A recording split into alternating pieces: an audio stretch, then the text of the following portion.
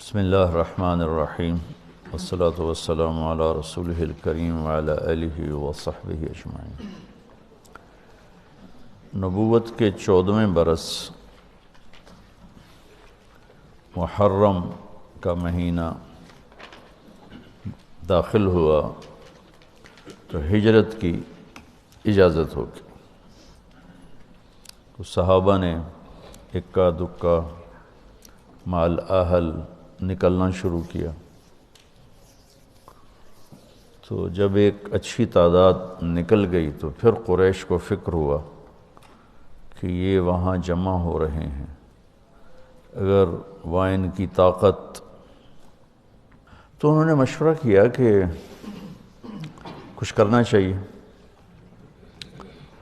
تو شیطان بھی انسانی شکل میں آ گیا اور مشورے ہو رہے ہیں اس کو قید کر دو،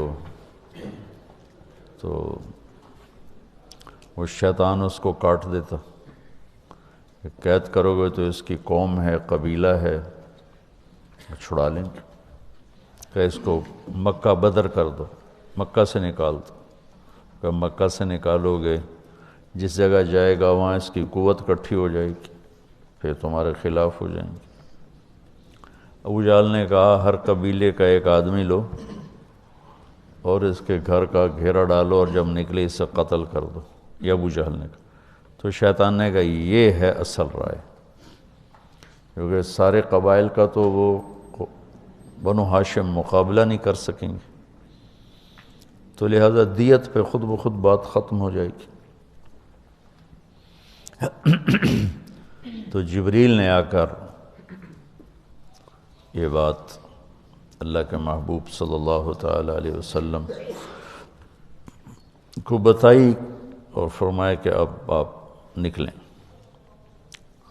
یہ دنیا کو اللہ نے اسباب کے ساتھ چلایا ہے، اتنے بڑے محبوب ہستی کو بھی اس کا پابند بنایا۔ براق تو اظہار قدرت تھا، اظہار ہیبت، طاقت، اس نے ایک پل میں اٹھا کے اور بیت المقدس پہنچا دیا، وہاں سے آگے براق بھی نہیں گیا، کن فیکون کے ساتھ ہی گئے۔ تو لیکن چونکہ وہ سارا معجزہ تھا تو اس میں امت کے لیے کوئی قدوہ نہیں ہے، کوئی اتباع نہیں ہے۔ معجزات میں تو کیا اتباع ہے، وہ تو اللہ اپنے حبیب پر اپنی رحمت قدرت کو دکھاتا ہے کہ یہ میرے ہیں، میں ان کے ساتھ ہوں۔ لیکن عروج و زوال تو ساتھ ساتھ چلے گا۔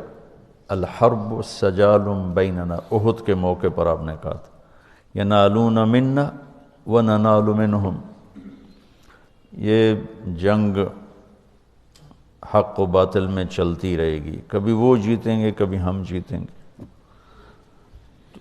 عروج میں کیا کرنا ہے اس کے بھی اصول سیرت سے ملتے ہیں، جب زوال ہو پھر کیا کرنا ہے اس کے بھی اصول سیرت سے ملتے ہیں۔ زوال کے دور میں عروج کے جب اصول اپنائیں گے تو مار کھائیں گے، جو پچھلے 200 سال سے ہو رہا ہے کہ تسلیم کرنے پہ تیار نہیں کہ ہم شکست خوردہ ہیں، زوال شدہ ہیں، اخلاقی پستی مادی اسباب سے بھی زیادہ امت کے اندر پیدا ہو چکی۔ تو وہ بدر میں 313 تھے تو آج 313 بھی نہیں ہیں، اور اتنوں نے یہ کر دیا اتنوں نے وہ کر دیا، تو وہ تطبیق غلط ہو رہی ہے۔ اللہ تعالیٰ نے مدینہ میں جا کر اسلام کو عزت بخش، قوت بخش، لہٰذا آپ نے اقدام کیا، اور مکے میں قوت نہیں تھی، وجاہت نہیں تھی، اور خوف کا عالم تھا، اور علی جیسی اسد اللہ الغالب جن کو ٹائٹل دیا گیا اسد اللہ۔ ابو ذر رضی اللہ تعالیٰ عنہ جب آئے مکہ میں اجنبی بن کے، تو رات کو حضرت علی ان کو اپنے گھر لے گئے، کھانا کھلایا، آرام کرایا، پوچھا نہیں کون ہو، کیسے آئے۔ اگلے دن پھر دیکھا حرم میں تنہا بیٹھے ہیں، وہ پھر ان کو لے گئے۔ اگلے دن پھر لے گئے تو پوچھا بھی تم کون ہو، 3 دن سے یہاں ہو، کس لیے آئے ہو؟ تو انہوں نے بتایا کہ میں تو وہ اس نبی کے بارے میں آیا ہوں۔ تو اتنی بڑی ہستی خیبر کا دروازہ اکھاڑ کے یوں پھینک دیا۔ فرماتے ہیں میں صبح تمہیں لے جاؤں گا ان کے پاس، اگر راستے میں کوئی خطرہ ہوا تو میں جوتا ٹھیک کرنے کے بہانے بیٹھ جاؤں گا، تم کھسک جانا۔ جب ضعف ہو تو کیا کرنا ہے وہ یہ ہے۔ اب ضعف میں بھی تلوار اٹھائیں گے تو قتل عام ہوگا مسلمانوں کا، اور اسلام بدنام ہوگا، اس لیے وہاں صبر کا حکم۔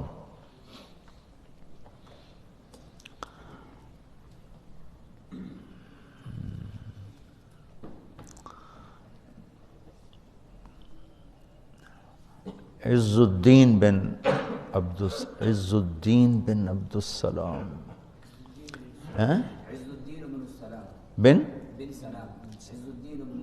عز الدین بن سلام، صرف بن سلام ہے؟ ہاں، سلطان العلماء انہیں کہا جاتا ہے۔ مصر میں تھے، شافعی تھے، رکن الدین بیبرس کے دور میں۔ انہیں سب سے پہلے ان کی کتاب ہے بہت عالی شان، تو انہوں نے، اللہ کرے یاد آ جائے اس کا نام، بہت خوبصورت انداز میں یہ بات سمجھائی ہے اس میں۔ انہوں نے نام یاد آ گیا تو بتا دوں گا، پڑھنا بہت اچھی کتاب ہے۔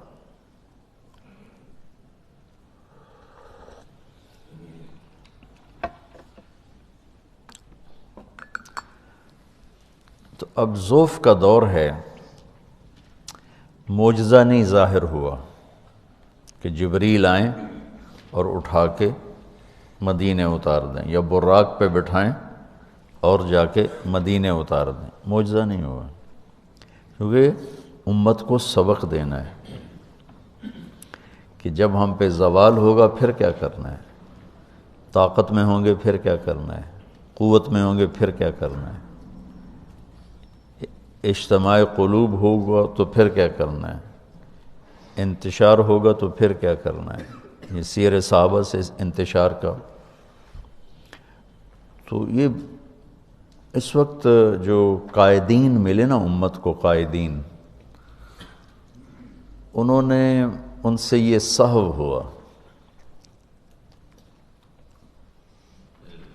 کہ امت کو امت بنانے کی بجائے نا، چونکہ 200 سال پہلے مغرب کا غلبہ ہو گیا، اس سے پہلے اس غلبہ اسلام تھا، تو جتنی تحریکیں چلتی تھیں وہ اصلاح نفس، اصلاح اخلاق، اصلاح احوال کی چلتی تھیں، جو علماء یا صوفیہ جو کوشش فرماتے تھے۔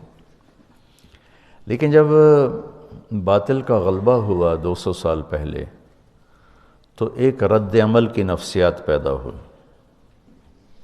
تو باطل کا قبضہ ہو گیا ہے، ان کو نکالو، چونکہ تقریباً تمام اسلامی بلاک جتنے تھے سب پر England, France, Holland, Portugal, Spain یہ قابض تھے۔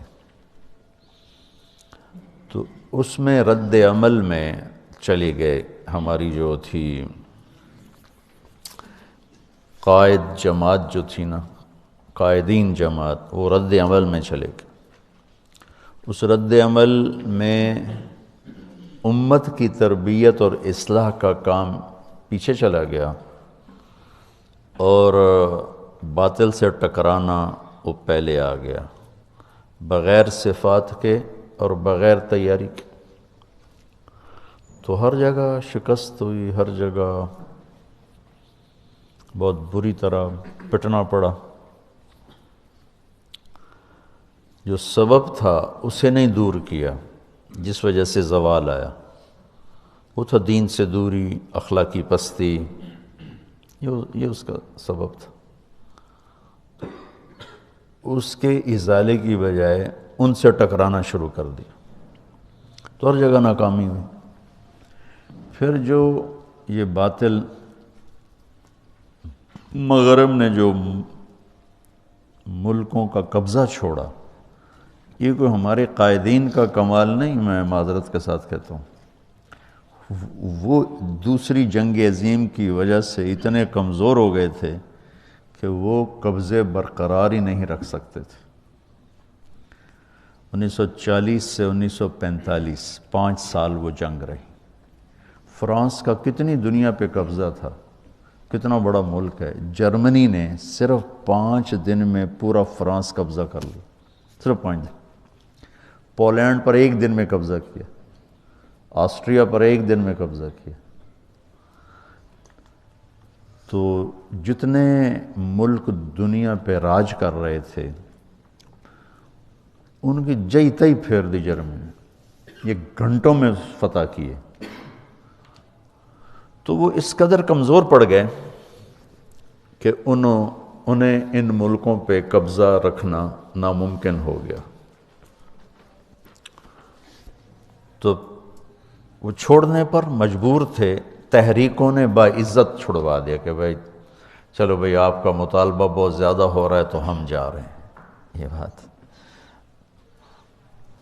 کبھی بھی نہ جاتے، کون چھوڑتا ہے اپنی مقبوضہ جات چیزوں کو، کون چھوڑتا، اس قابل نہیں رہے تھے۔ لندن کھنڈر بن گیا، پیرس کھنڈر بن گیا، ہالینڈ کھنڈر بن گیا، جرمنی نے تباہی پھیر دی۔